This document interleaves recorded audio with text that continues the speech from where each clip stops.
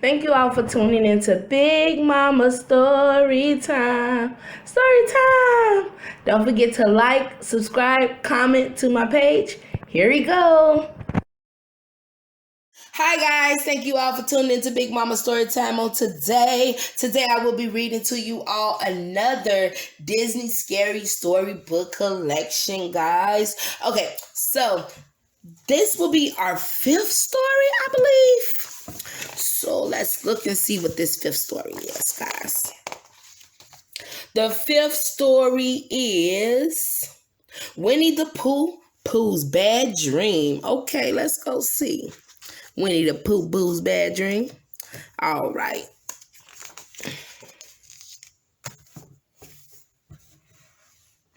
Winnie the Pooh stood back and admired his work. 10 new pots of honey, he said, sighing heavily. Very nice, said Tigger. Just make sure that horrible Heffalump doesn't eat them tonight.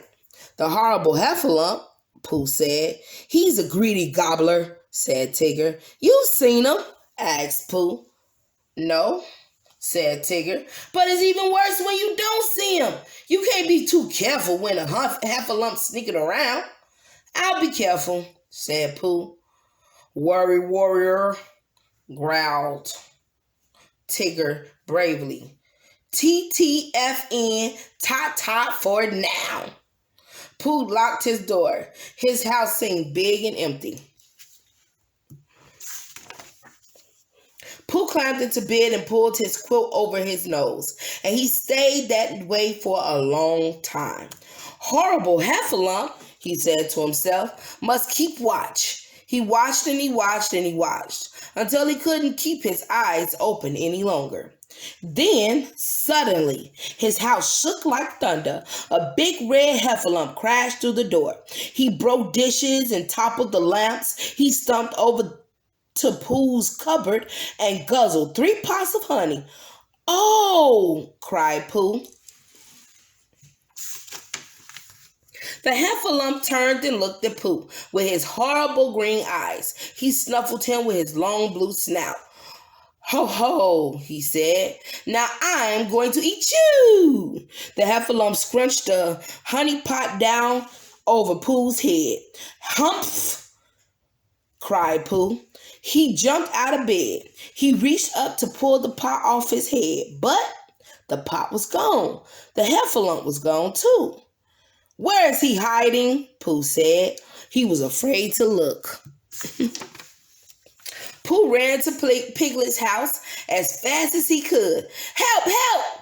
A horrible Heffalump is hiding in my house, said Pooh. A who? Stammered Piglet, rubbing his eyes. A Heffalump! Hurry! Cried Pooh. You really gonna go and get Piglet? He's more scary than everybody.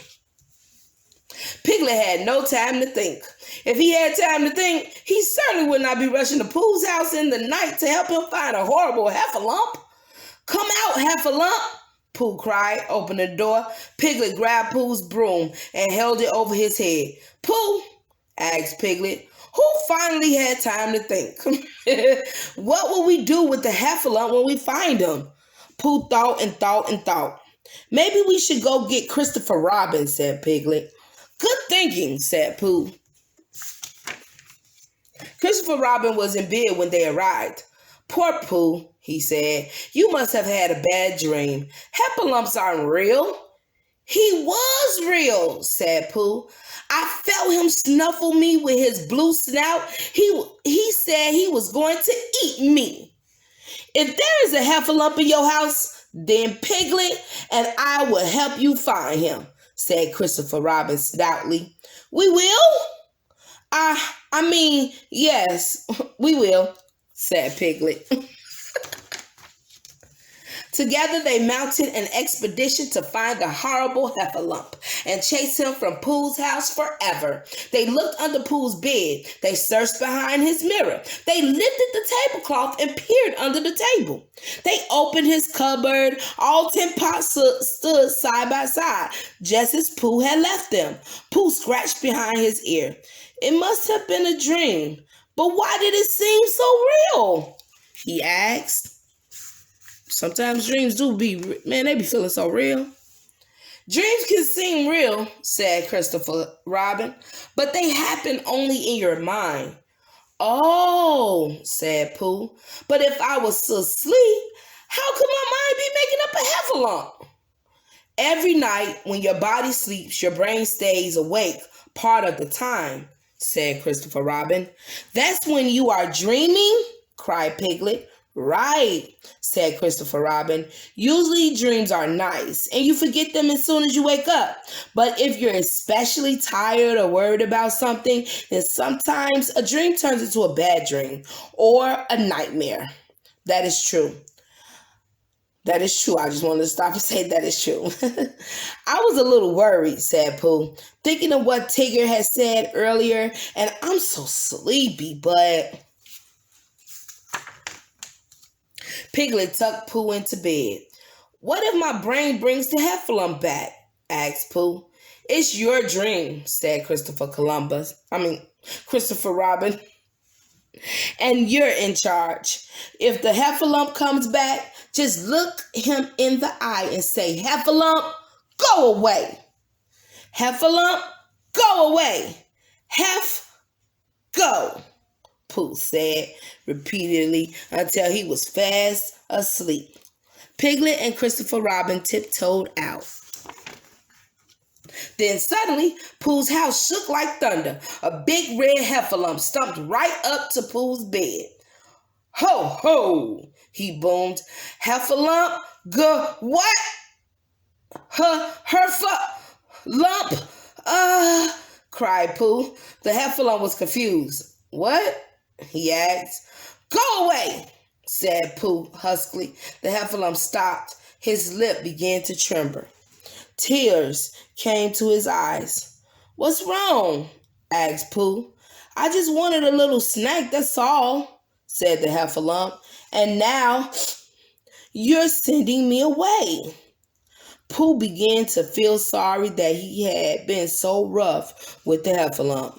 I'm feeling a bit rumbly in my tumbly too, he said. Would you like to share a pot of honey? The big heffalump looked rather silly sitting in Pooh's little chair, but he didn't seem to mind. This time, Pooh and the heffalump dreamed a sweet dream together.